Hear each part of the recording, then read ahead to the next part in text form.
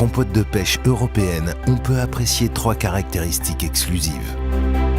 Un goût incomparable, un arôme riche et une haute valeur nutritive. Tout aussi unique est la route de ce produit, de sa cultivation à son arrivée sur les étals des marchés. Mais comment se fait-il que toutes les caractéristiques qualitatives de la pêche fraîche soient préservées dans ce paquet ? Quelle est l'histoire de cette compote aromatique et savoureuse ? Aujourd'hui, nous allons être informés sur l'histoire de la pêche de l'Asie à l'Europe, la cultivation, le processus de la mise en conserve, la valeur nutritive.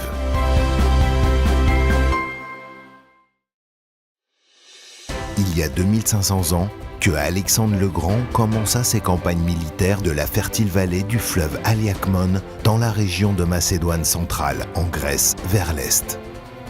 Ses conquêtes s'étaient étendues jusqu'à l'Inde, diffusant la culture grecque. En même temps, il étudia les pays qu'il traversa. Il apprit ses mœurs, ses traditions et les habitudes alimentaires locales. Il découvrit entre autres la cultivation de la pêche, laquelle il ramena en Europe. Les premières plantations ont eu lieu dans les plaines fertiles de Hymathia, grâce à son climat exceptionnel. L'élagage des arbres débute dès décembre et s'échelonne jusqu'au mois de février. Puis vient la fertilisation des vergers et après cela, l'éclaircissage, lequel a une incidence importante sur la qualité des fruits produits. Pendant les mois d'été, les pêches arrivent à maturité et la récolte est effectuée à la main. À travers tout ce temps, toutes les données concernant la cultivation sont surveillées et enregistrées en utilisant les méthodes européennes les plus avancées. Les principaux ennemis des cultures sont surveillés à l'aide de pièges à phéromones. Alors que la mise en œuvre d'un système de traçabilité fournit des informations sur la localisation de chaque fruit et sa méthode de production en tout temps.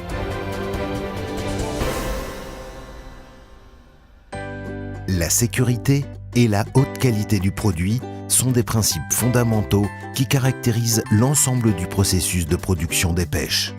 Et à cette fin, les plus strictes normes européennes de qualité sont mises en œuvre. Les pêches acheminées aux installations de traitement sont produites conformément à la politique européenne sur la qualité et l'environnement. Les principes de sécurité et de qualité et ceux de la surveillance constante et l'amélioration selon les exigences de la norme ISO 9001, 2008, ISO 14001, 2004, ISO 22000 et les protocoles BRC et IFS. Tout cela assure une qualité parfaite ainsi que la traçabilité à tous les stades. La traçabilité, notamment, constitue une identité et un passeport pour chaque fruit afin qu'il puisse arriver sur votre table frais ou en conserve.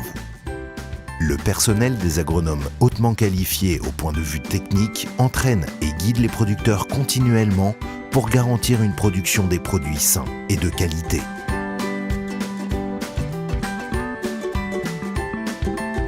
Les caractéristiques spéciales, les éléments nutritifs et le goût incomparable des pêches ont engendré la nécessité pour une consommation de ce fruit tout au long de l'année, sous forme de compote. Mais qu'est-ce exactement la mise en conserve et comment peut-il garantir la haute qualité et la valeur nutritive des pêches ?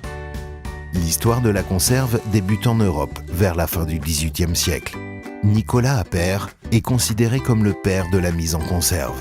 Appert était un cuisinier français qui, à la fin du XVIIIe siècle, répondit à l'appel de Napoléon Bonaparte, qui cherchait un moyen de préserver des aliments pour éviter les cas d'intoxication alimentaire que ce moment-là était très souvent parmi ses troupes.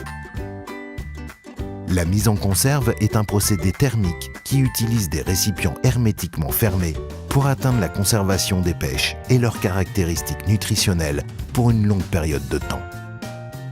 Le grand avantage de la mise en conserve est qu'elle cause le moins de pertes possible quant aux éléments nutritifs des pêches, proportionnels à celles provoquées par cuisson. En fait, le procédé de la mise en conserve provoque l'inactivation des enzymes et la destruction des micro-organismes, alors que le scellement hermétique empêche les micro-organismes d'entrer de l'environnement dans les récipients, à éviter la contamination des pêches. Il empêche aussi l'entrée d'oxygène atmosphérique, qui entraîne la corrosion interne des boîtes et la décomposition des pêches.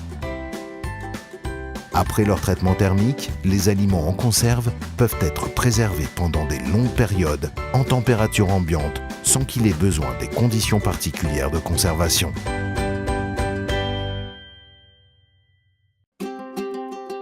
Après leur récolte, les pêches sont livrées dans des caisses de plastique.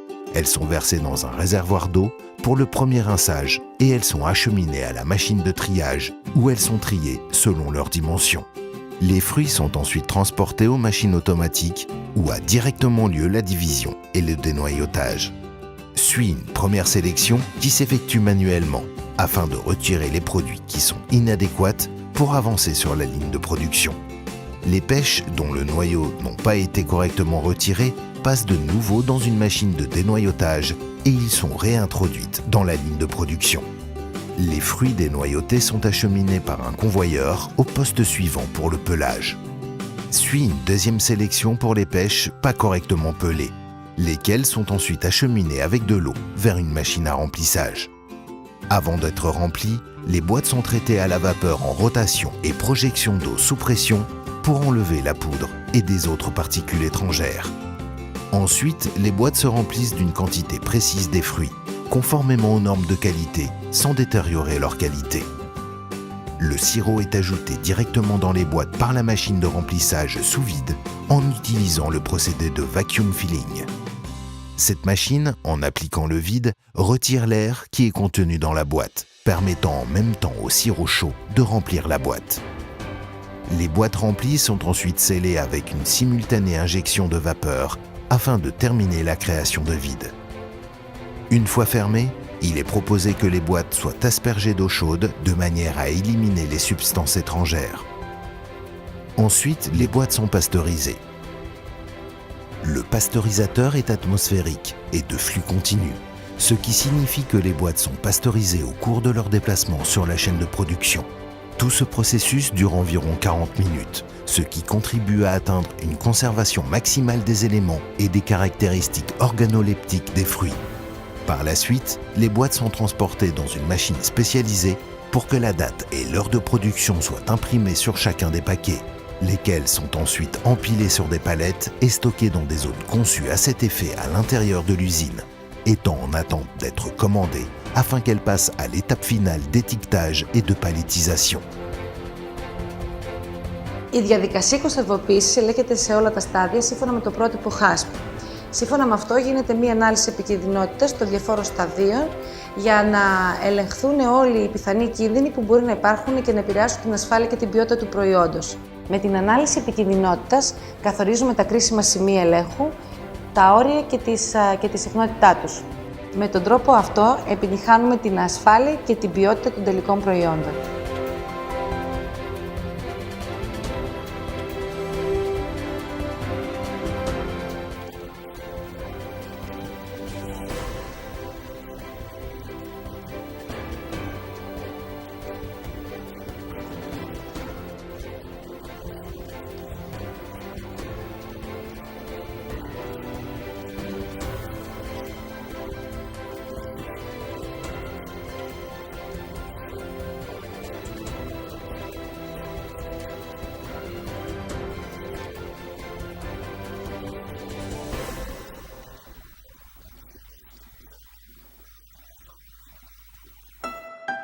Valeur nutritionnelle. La pêche est éminemment un fruit estival rafraîchissant, juteux, avec un arôme remarquable. Les pêches destinées à la fabrication de compotes sont récoltées au sommet de leur maturité et elles sont mises en conserve en l'espace de quelques heures, aidant ainsi à préserver toutes leurs substances nutritives et, surtout, sans devoir y ajouter des agents conservateurs. Des hommes qui aiment leur lieu ont lié leur vie à la terre, ils y ont cru et ils ont rempli la plaine de vergers. À l'aide de traditions et de technologies, ils produisent des pêches européennes en conserve de haute qualité, lesquelles arrivent dans les assiettes des consommateurs partout dans le monde. L'Union européenne soutient l'agriculture, car elle est plus qu'un processus de production alimentaire. En Europe, l'agriculture touche les collectivités rurales et les gens. Ces gens-ci maintiennent la campagne vive, avec respect et une bonne gestion des ressources naturelles pour un avenir écologiquement durable.